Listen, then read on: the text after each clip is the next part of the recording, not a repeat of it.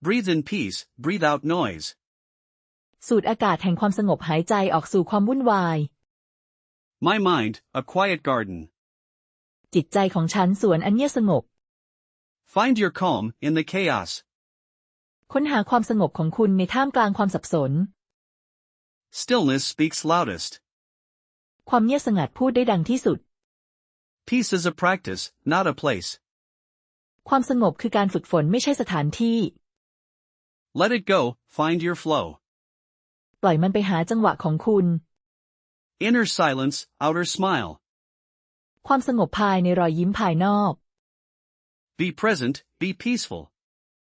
อยู่กับปัจจุบันอยู่กับความสงบ Peace begins with me. ความสงบเริ่มต้นที่ตัวฉัน Your calm is your superpower. ความสงบของคุณคือพลังวิเศษ Quiet the mind, heal the soul. ทำให้จิตใจสงบเยียวยาจิตวิญญาณ Find joy in the simple. หาความสุขในสิ่งเรียบง่าย A serene mind conquers all. จิตใจที่สงบเอาชนะได้ทุกสิ่ง Embrace the quiet moments. โอบกอดช่วงเวลาอันเงียบสงบ Peace, like a gentle river. ความสงบดั่งสายทานอันอ่อนโยน Less rushing, more breathing. เร่งรีบน้อยลงหายใจมากขึ้น Your peace, your power. ความสงบของคุณพลังของคุณ Cultivate your inner calm. บ่มเพาะความสงบภายในของคุณ A calm heart is a happy heart. หัวใจที่สงบคือหัวใจที่มีความสุข Peace is not an absence, it's a presence. ความสงบไม่ใช่การไม่มีอยู่แต่คือการมีอยู่ Find stillness, find clarity. ค้นหาความสงบพบความกระจ่างใส Let worries drift away. ปล่อยความกังวลให้ล่องลอยไป Inner peace, outer beauty. ความสงบภายในความงามภายนอก The world calms when you do. โลกจะสงบเมื่อคุณสงบ A quiet mind finds solutions. จิตใจที่สงบหาทางแก้ไขได้ Breathe deep, live well. หายใจลึกๆใช้ชีวิตให้ดี Peace is contagious. ความสงบติดต่อได้ Your sanctuary within. ที่หลบภัยของคุณอยู่ข้างใน Settle your mind, like dust.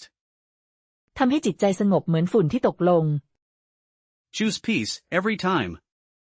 เลือกความสงบทุกครั้ง Still waters, run deep.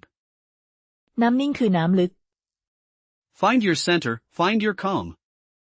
ค้นหาจุดศูนย์กลางของคุณค้นหาความสงบของคุณ Peace, the ultimate luxury. ความสงบ ความหรูหราขั้นสูงสุด Quiet your thoughts, hear your heart. ทำให้ความคิดสงบฟังเสียงหัวใจของคุณ Serenity now, and always. ความสงบสุขตอนนี้และตลอดไป Your peace is your greatest wealth. ความสงบของคุณคือความมั่งคั่งที่ยิ่งใหญ่ที่สุด Inhale calmness, exhale stress. สูดความสงบหายใจออกความเครียด A peaceful mind, a happy life. จิตใจที่สงบชีวิตที่มีความสุข Seek stillness, find strength. แสวงหาความสงบพบความแข็งแกร่ง Let go, and be free. ปล่อยวางและเป็นอิสระ The art of being calm. ศิลปะแห่งการเป็นคนสงบ Breathe in peace, breathe out noise. สูดอากาศแห่งความสงบหายใจออกสู่ความวุ่นวาย My mind, a quiet garden. จิตใจของฉันสวนอันเงียบสงบ Find your calm in the chaos. ค้นหาความสงบของคุณในท่ามกลางความสับสน Stillness speaks loudest. ความเงียบสงัดพูดได้ดังที่สุด Peace is a practice, not a place. ความสงบคือการฝึกฝนไม่ใช่สถานที่ Let it go, find your flow. ปล่อยมันไปหาจังหวะของคุณ Inner silence, outer smile. ความสงบภายในรอยยิ้มภายนอก Be present, be peaceful. อยู่กับปัจจุบันอยู่กับความสงบ Peace begins with me. ความสงบเริ่มต้นที่ตัวฉัน Your calm is your superpower. ความสงบของคุณคือพลังวิเศษ Quiet the mind, heal the soul. ทำให้จิตใจสงบเยียวยาจิตวิญญาณ Find joy in the simple. หาความสุขในสิ่งเรียบง่าย A serene mind conquers all. จิตใจที่สงบเอาชนะได้ทุกสิ่ง Embrace the quiet moments. โอบกอดช่วงเวลาอันเงียบสงบ Peace, like a gentle river. ความสงบดั่งสายทานอันอ่อนโยน Less rushing, more breathing. เร่งรีบน้อยลงหายใจมากขึ้น Your peace, your power. ความสงบของคุณพลังของคุณ Cultivate your inner calm. บ่มเพาะความสงบภายในของคุณ A calm heart is a happy heart. หัวใจที่สงบคือหัวใจที่มีความสุข Peace is not an absence, it's a presence. ความสงบไม่ใช่การไม่มีอยู่แต่คือการมีอยู่ Find stillness, find clarity. ค้นหาความสงบพบความกระจ่างใส Let worries drift away. ปล่อยความกังวลให้ล่องลอยไป Inner peace, outer beauty. ความสงบภายในความงามภายนอก The world calms when you do. โลกจะสงบเมื่อคุณสงบ A quiet mind finds solutions. จิตใจที่สงบหาทางแก้ไขได้ Breathe deep, live well. หายใจลึกๆใช้ชีวิตให้ดี Peace is contagious. ความสงบติดต่อได้ Your sanctuary within. ที่หลบภัยของคุณอยู่ข้างใน Settle your mind, like dust. ทำให้จิตใจสงบเหมือนฝุ่นที่ตกลง Choose peace, every time. เลือกความสงบทุกครั้ง Still waters, run deep. น้ำนิ่งคือน้ำลึก Find your center, find your calm. ค้นหาจุดศูนย์กลางของคุณค้นหาความสงบของคุณ Peace, the ultimate luxury. ความสงบ ความหรูหราขั้นสูงสุด Quiet your thoughts, hear your heart.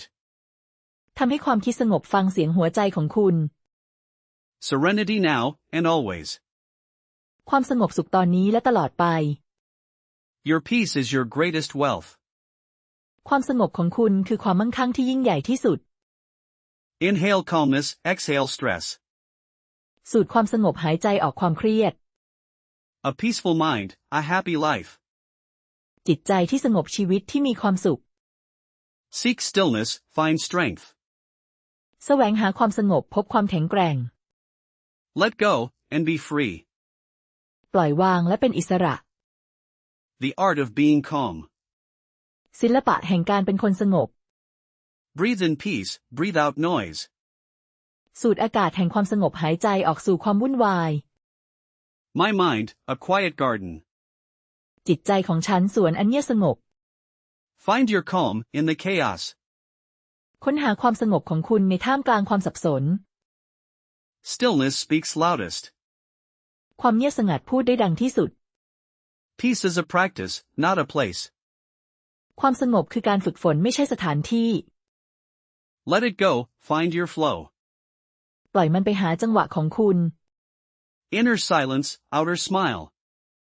ความสงบภายในรอยยิ้มภายนอก Be present, be peaceful. อยู่กับปัจจุบันอยู่กับความสงบ Peace begins with me. ความสงบเริ่มต้นที่ตัวฉัน Your calm is your superpower. ความสงบของคุณคือพลังวิเศษ Quiet the mind, heal the soul. ทำให้จิตใจสงบเยียวยาจิตวิญญาณ Find joy in the simple. หาความสุขในสิ่งเรียบง่าย A serene mind conquers all. จิตใจที่สงบเอาชนะได้ทุกสิ่ง Embrace the quiet moments. โอบกอดช่วงเวลาอันเงียบสงบ Peace, like a gentle river. ความสงบดั่งสายทานอันอ่อนโยน Less rushing, more breathing. เร่งรีบน้อยลงหายใจมากขึ้น Your peace, your power. ความสงบของคุณพลังของคุณ Cultivate your inner calm. บ่มเพาะความสงบภายในของคุณ A calm heart is a happy heart. หัวใจที่สงบคือหัวใจที่มีความสุข Peace is not an absence, it's a presence. ความสงบไม่ใช่การไม่มีอยู่แต่คือการมีอยู่ Find stillness, find clarity. ค้นหาความสงบพบความกระจ่างใส Let worries drift away. ปล่อยความกังวลให้ล่องลอยไป Inner peace, outer beauty. ความสงบภายในความงามภายนอก The world calms when you do. โลกจะสงบเมื่อคุณสงบ A quiet mind finds solutions. จิตใจที่สงบหาทางแก้ไขได้ Breathe deep, live well. หายใจลึกๆใช้ชีวิตให้ดี Peace is contagious. ความสงบติดต่อได้ Your sanctuary within. ที่หลบภัยของคุณอยู่ข้างใน Settle your mind like dust. ทำให้จิตใจสงบเหมือนฝุ่นที่ตกลง Choose peace every time. เลือกความสงบทุกครั้ง Still waters run deep. น้ำนิ่งคือน้ำลึก Find your center, find your calm. ค้นหาจุดศูนย์กลางของคุณค้นหาความสงบของคุณ Peace, the ultimate luxury. ความสงบ ความหรูหราขั้นสูงสุด Quiet your thoughts, hear your heart. ทำให้ความคิดสงบฟังเสียงหัวใจของคุณ Serenity now and always. ความสงบสุขตอนนี้และตลอดไป Your peace is your greatest wealth. ความสงบของคุณคือความมั่งคั่งที่ยิ่งใหญ่ที่สุด Inhale calmness, exhale stress. สูดความสงบหายใจออกความเครียด A peaceful mind, a happy life. จิตใจที่สงบชีวิตที่มีความสุข